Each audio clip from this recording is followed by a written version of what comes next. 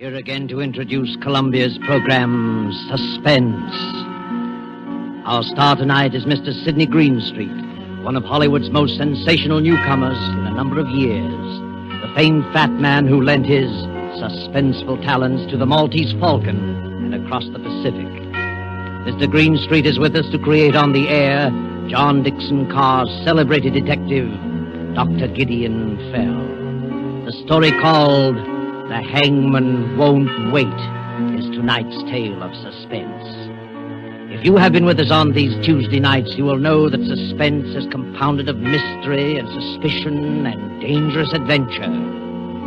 In this series are tales calculated to intrigue you, to stir your nerves, to offer you a precarious situation and then withhold the solution until the last possible moment.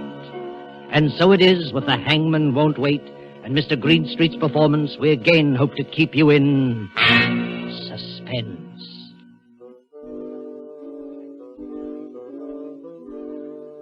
He comes striding towards us now, beaming like old King Cole. You can probably hear him chuckle. If he wheezes a little, that's due to weighing more than 300 pounds. Slander, sir. Gross slander. You notice the 3 chins in the bandit's mustache and the eyeglasses on the black ribbon. He removes his hat with old-school courtesy. Don't try to bow, Doctor. He is Gideon Fell, Doctor of Philosophy and expert in crime, if he tells us something about the Barton case. Sir, I've only one remark to make about the Barton case. Everybody was wrong. I'm afraid we don't quite follow that. The judge was wrong. The jury were wrong. The prosecution was wrong. The defense was wrong. But, Dr. Fell, you can't have a murder case in which everybody is wrong. In my cases, sir, you can have practically anything. Oh, yes, that's true enough, but, I want you to imagine yourself in the position of that girl, Helen Barton. Well? Imagine yourself waking up suddenly in the middle of the night. You're terrified. You don't know why. The room is cold and nearly dark. All of a sudden, you realize it's a room you've never seen before. There's a queer smell like old stone and disinfectant. There's no sound except...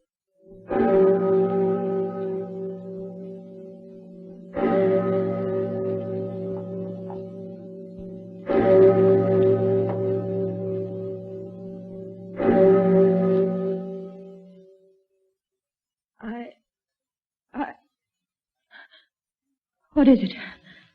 What was that? Now lean back in your bed, dearie. It's all right. Yes, take it easy, miss. I was dreaming. You were having a nightmare, dearie. But it's all right now. Nothing's going to hurt you. Not yet. Be quiet, Anna. All right, all right. Would you like us to turn on all the lights, miss? Please, would you do that? You see, I don't understand this. Where am I, and how did I get here? And who are you? Now, don't start that all over again, please. Start what all over again? Saying you've lost your memory and don't even know what your name is? Are you insane? Of course I know what my name is. I'm Helen Barton. Ah. But it's all I do know. Where am I? Why on earth is it so cold? Well, that's not unusual, you know, for England in the middle of December. Did you say December? That's right, dearie. 18th of December. You're fooling me. You're playing a trick on me. My head feels queer and I want to start crying, but I won't. It's not December, it's the end of August. I was going up to see Philip. Oh, that's it. I was going up to see Philip. Philip? Philip Gale, the man I'm going to marry. Be quiet, Anna. And don't turn on these lights yet. She's having us on. Anna, this child's shaking all over. And so help me, she don't know where she is. Listen, dearie. I'm going to sit down on the bed beside you. Now take my hands.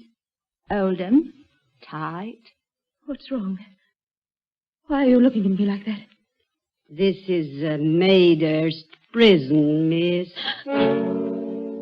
Steady, dearie. I'm still dreaming. I must be. You can't mean I'm in prison. Now look, dearie. I'm afraid it's worse than that. Worse than that? Look over there. You see where there's a little bit of fire in the grate? Well? And paper on the wall, and pictures, and a carpet on the floor. Oh, why don't you come out straight and tell her? They're going to hang you in the morning, miss.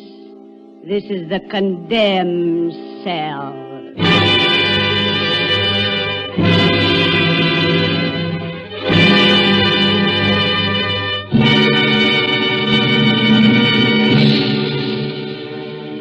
With sudden shock, the prison clock smote on the shivering air.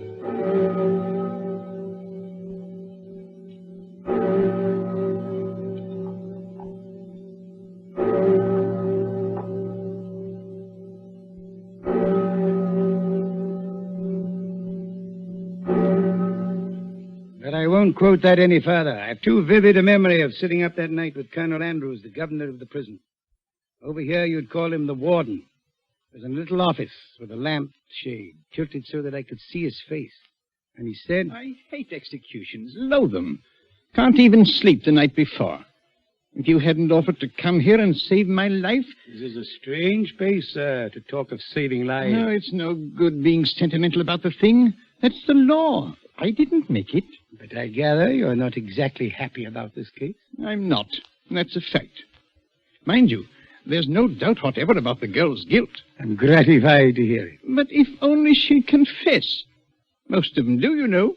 They confess to you? To me or to the hangman. Not often to the chaplain, because they think he'll threaten them with the hereafter.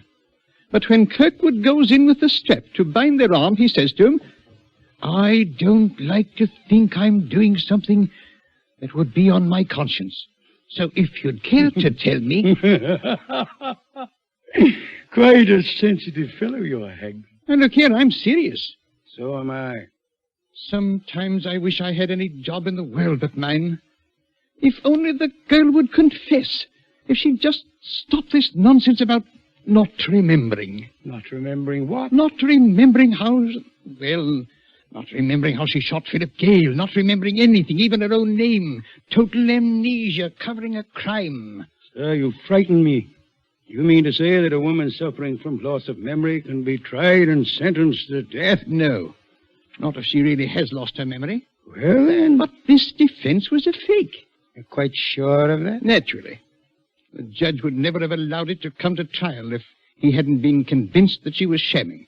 Even then, she might have got off with a life sentence or even with manslaughter if it hadn't been for the nature of the crime.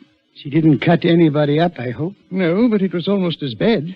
She shot a man who had raised his hands and begged for mercy.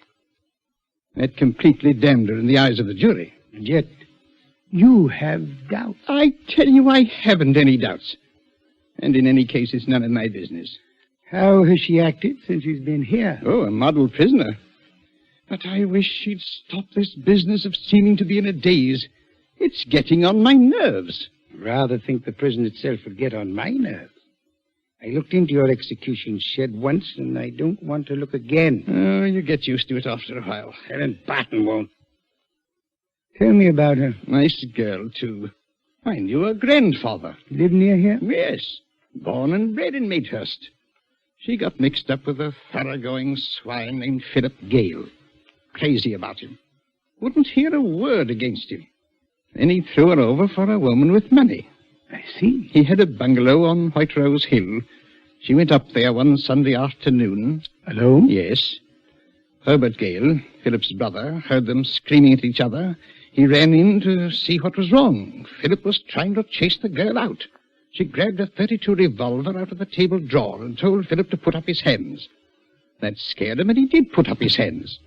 Then she shot him dead. And afterwards? Afterwards, she couldn't remember. Couldn't remember anything? No, pretended she didn't even recognize her own family. She said, "Who is Philip Gale?" Mm-hmm. And you hang her tomorrow morning? Yes. Without ever hearing her side of the case? Well, confound it, man, there's no doubt about the evidence. Are you sure? She killed Philip Gale. Gale's brother Herbert saw her do it. This hypocrisy about not remembering. Emotional shock could do just that, you know. Oh, she wasn't so emotionally shocked that it disturbed her aim. She drilled him clean through the heart at 15 feet. The bullet entered in a dead straight line through coat, waistcoat, shirt, and heart. You could have run a pencil through the holes. Now, don't sit there puffing out your cheeks and waving a cigar at me. I'm only... Tell me, Colonel Andrews, aren't you talking to convince yourself? No. Suppose that girl is telling the truth. Suppose she has lost her memory. Yeah. All right. You don't believe that. Suppose it. And suppose in some black hour just before the hangman comes that a memory returns. Don't talk rubbish. But I've lived long enough to know that mental suffering is the cruelest form of suffering on this earth. Imagine yourself in that position. Come out of a daze into what you thought was a safe and pleasant world. You don't know where you are. You don't know what's happened. You only know that when the clock strikes 8, they're going to take you out and...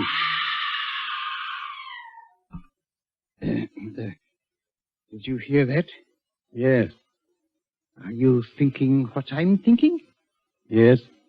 It isn't possible. Very much fear it is. Sometimes, you know, we have to use drugs. Drugs? Yes. When we take them to the execution shed. It's only a short distance, and we try to get it over in a matter of seconds, but sometimes they can't walk. Yes? What is it? Beg pardon, sir, but I thought I'd better get you, or the doctor, or the chaplain, or both. Oh, what's the matter with you men? You're as white as a ghost. Can't help that, sir. I've been a warder at this place for a matter of 15 years, but I never knew anything like this. It's the, upstairs room, I suppose, Miss Barton? Yes, sir. Hysterical? Yes, sir. She says she remembers now. I see. She's carrying on something awful, sir. But that ain't all. She claims she never done it. What's that? She claims she never killed Mr. Gale at all. Never killed? That's all, Harris. You may go. Yes, sir. Any other disturbances in the building? Well, sir, they're a bit restless in A wing. That's usual. Yes, sir. And there's a bloke, outside the prison, who keeps hanging about in front of the main gate. You can see him by the street lamp. First, he'll take a few little quick steps back and forth. Then he'll run and stick his face against the bars of the gate. Then he'll go back to pacing again. Fair gave me the creeps it did, even before this other thing. You don't happen to know who he is? It's the other Mr. Gale, sir. Herbert Gale. I hadn't the heart to chase him away. All right, Harris, go ahead. I'll be along in a minute. Yes, sir. So the girl claims to be innocent. You heard that, eh? Yes, I heard it. What do you mean to do? I'll see the girl, of course. But it won't affect the issue. Not even if she does happen to be innocent? Well, in the name of heaven, try to understand my position. Believe me, I do understand it. The jury convicted this girl of murder. Her appeal was dismissed. The Home Secretary has refused to intervene on behalf of the King. You couldn't do anything even if you wanted to. You couldn't even appeal to the Home Secretary without new evidence. Exactly. And it's too late for new evidence, because you can't just accept the word of Helen Barton. All the same, I'm dreading this interview. It's against regulations, but I wish you'd come along with me. Oh, if there were only something. There isn't. Where's the whiskey? I think a little stimulant. She will need the stimulant. Well, it's a cold night. It'll be colder yet where she's going.